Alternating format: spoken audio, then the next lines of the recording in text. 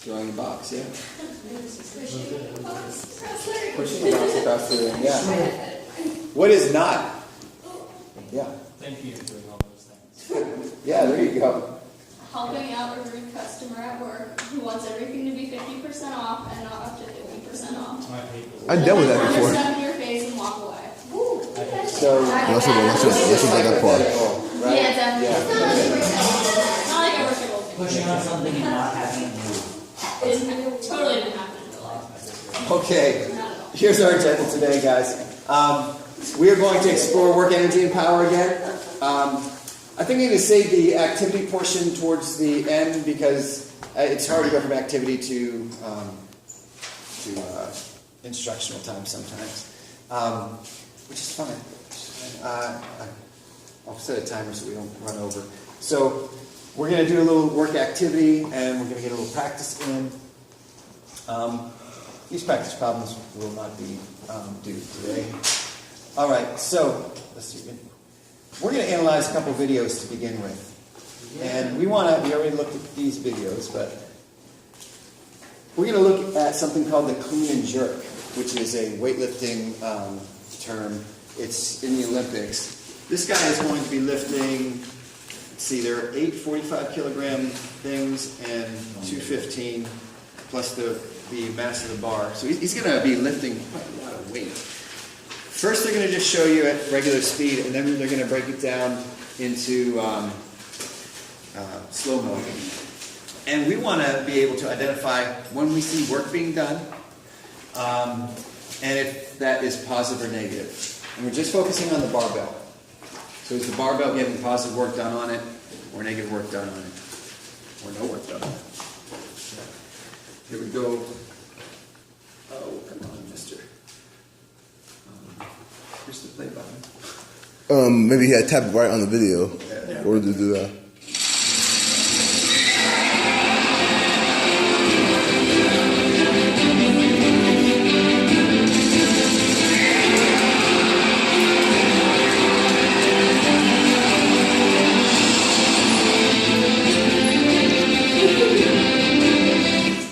Little lamp.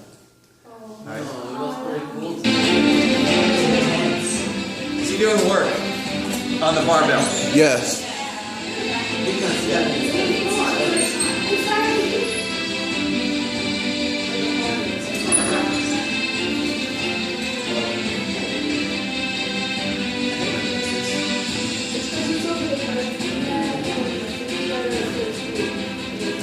Hold on a second. Sorry about that.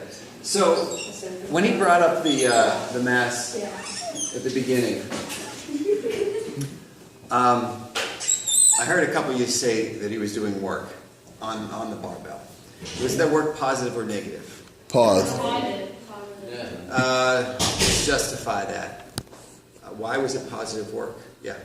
Because like positive mean like you actually bring it up away, like from the ground, and negative is when he put it back on the ground. Maybe, yeah. Well, if you consider like moving something upward to be in the positive direction, then you could consider work to be positive. Maybe. But look at the formula, right? The force and the displacement times the cosine of the angle between the two. Which direction is the force that he applies? Up. What direction is the displacement? Up. What's the angle between them? 0.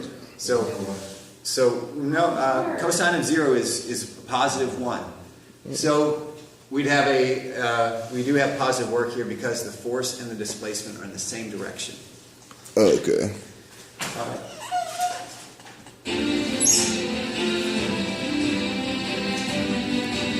So yeah, he's lifting and it's moving up. Now how about this next part? Oh dear. What kind of work do we have here on the barbell? It looked kind of like negative at first. Yeah, it does look negative. I heard both. Whoops. I heard both none and negative. So I want to hear justifications for both of those. Isaiah? Well, at the moment where the thing was like was not moving at all, and there was no work. Okay. But like he moved it down slightly to put onto his chest so that he could do the thing. So, yeah, What but was the that's direction of the negative. force he was applying? Down. Was he applying downward force?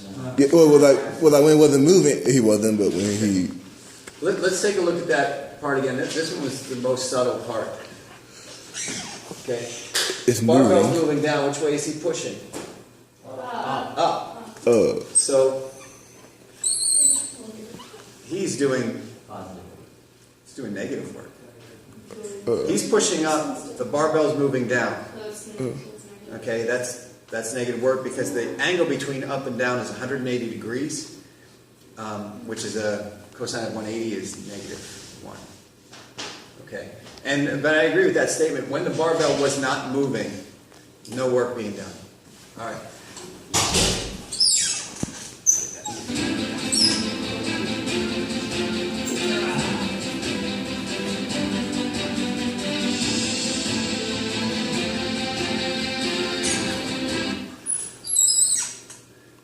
Okay. Raise your hand if you think he just did positive work. Okay, air 5. Okay. Yeah, he did positive work. Gio, why? Why? Because he's pushing up on the, how's it? Yeah, it's going up. Yeah. He's pushing up, barbell goes up. That's positive work. All right. How much work is he doing right now? None. Nilt. He's still doing That's his power. Still a lot of force, but no displacement. So no work when he's just resting the barbell right there.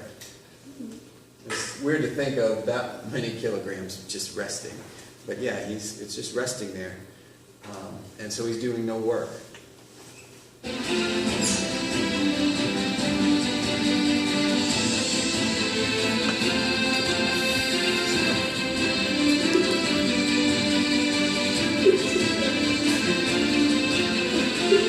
Still no work.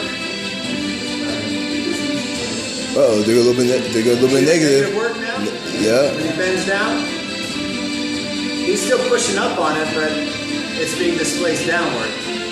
Okay, now that's positive. Cue epic pose for confirmation. No work. bars are literally He did a little bit of work, and now he's just holding it there, no work.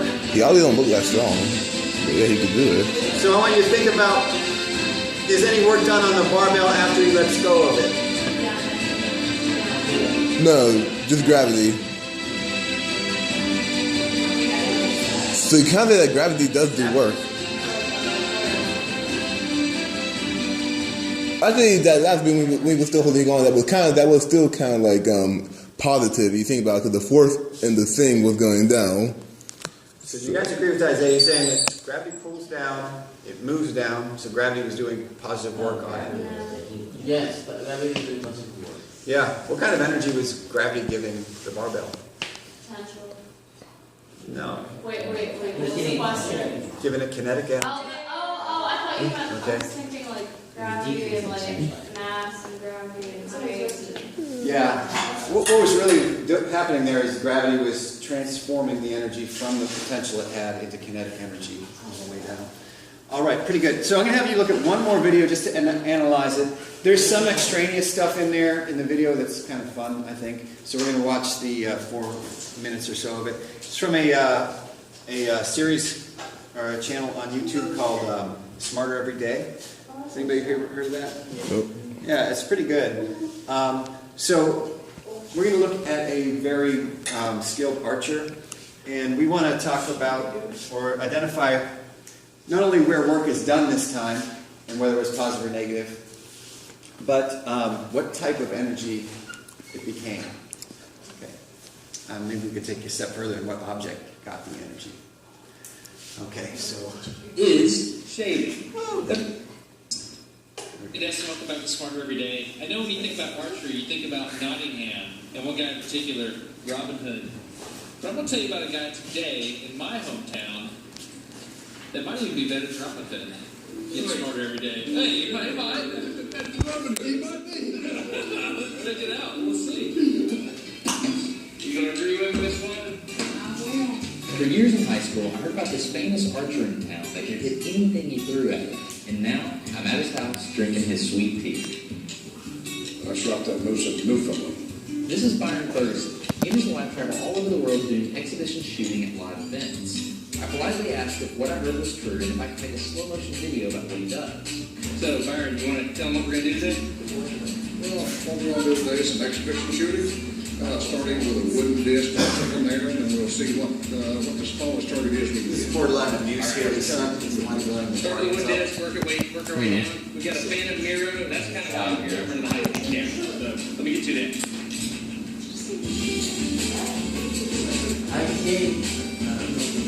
We're back. This son really didn't have any choice, I guess. Daddy told me to do it.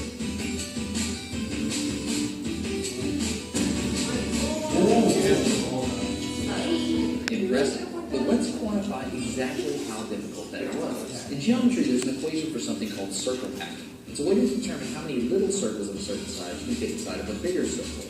You can pack 310 arrows into the presented area of the wooden disc. The next target cuts the circle packing number down from 310 to only 55. How did Daddy convince you to put the rest of that for him the first I time? had no choice. He told me to do it.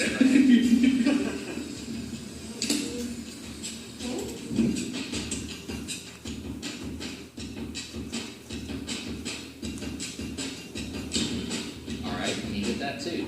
Let's cut the circle packing number down from 55 to 21. According to geometry, this is over twice as hard.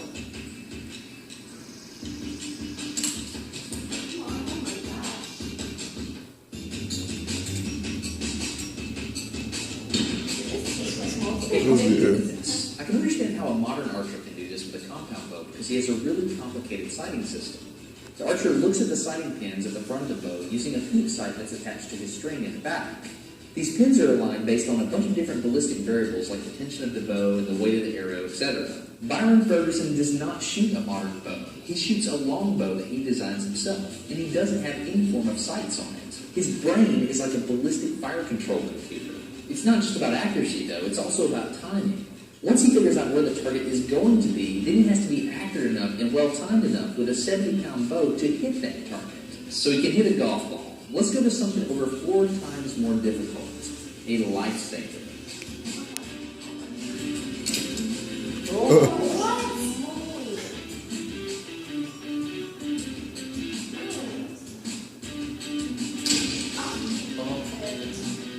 This is amazing, but we are at our last option. A single aspirin tablet. Finally, this. Well, kind of. According to the high speed, his accuracy was dead on. You can see that the aspirin tablet jumped straight up from the arrow shaft, which means he was lined up perfectly. His timing, however, was off by a whopping 8 milliseconds. Obviously, this is still super impressive. Byron, however, is disappointed and asks me if he can do it again.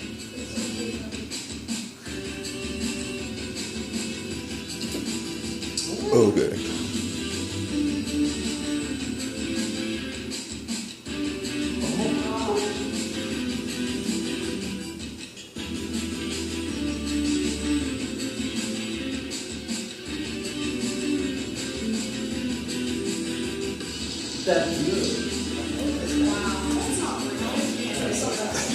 Hey, maybe you should try this at home. Yeah. Need to talk to your younger brother or sister. There's a guy from our hometown in Alabama that can literally hit anything you throw at it with a bow and arrow. Let's see what he has to say about how he does it. He's the last one. Whoops, I'm sorry. Let's listen to what he said. All the time. How big is that aspen tablet? The center of an aspen tablet is exactly the same size as the center of a baseball. You always shoot at the center. The center of an aspen tablet is the exact same size as the center of a beach ball. Correct. It's just a point, isn't it? Very much. Pretty awesome. All right, that was one of the more Okay, so where did we see? Yeah, there was extraneous stuff, but I thought you might enjoy seeing something pretty phenomenal, some good skill. Where did we see a change in energy or work being done from beginning to end? What's the first transformation we saw? Okay. He pulls back the string. What kind of energy, what change in energy is that? It's called elastic. Oh, did we talk about elastic potential energy? You stopped there? Okay. Oh, yeah, we That's did. elastic potential energy because you bend the bow, right? And that bow wants to go back to its normal form, or its rest position, or its equilibrium position. And so we did work, the force of drawing back the bow over that displacement. Okay. So now that we've got that elastic potential energy stored, what happens to that? What's the next energy transformation that we see? Does anybody raise your hand if you got it? Got 1, 2, maybe? What was the question? Oh, what's the next energy transformation that took place after the work done on the bow? Oh, now we got 4. Oh. Now we got 5. All right. No, I saw you. Yeah, what got kinetic energy? The arrow. The arrow, yeah. And what work was done on the arrow? It was negative because he pulled it back and it went. Well, what pushed on the arrow? Oh, never mind. It was positive. Okay, the string pushing the arrow. That's your force, yeah. Yeah. So maybe so I think the string applied the work to it because like it pushed the arrow in that direction. And since the arrow went that way, it's positive. That's right. There was positive work done on the arrow because the force of the string displaced it in the same direction. The change in energy this time was to transform into kinetic energy. Okay. Any other transformations that we saw after the arrow was released and it's got kinetic energy? Yeah. The arrow hitting the whatever it was hitting was getting the kinetic force from the arrow. Okay. It put a force on the target. The target was displaced in that direction, and therefore it gave it some positive energy. Yeah, and that happened to be kinetic energy, right? Because it made it move faster. What happened to the arrow as a result of being striking? Yeah. So after it hit, it went from having like horizontal work force to vertical.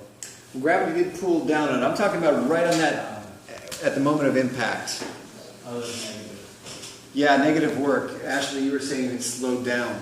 What type of energy did it lose? Lost some kinetic energy. Because a force was applied in the opposite direction. Right? Newton's third law. It applied a force to the target applied a force to it in the opposite direction. But it kept on moving forward as that was happening. So the target was putting on negative force. Yeah, that's right. So it lost some energy.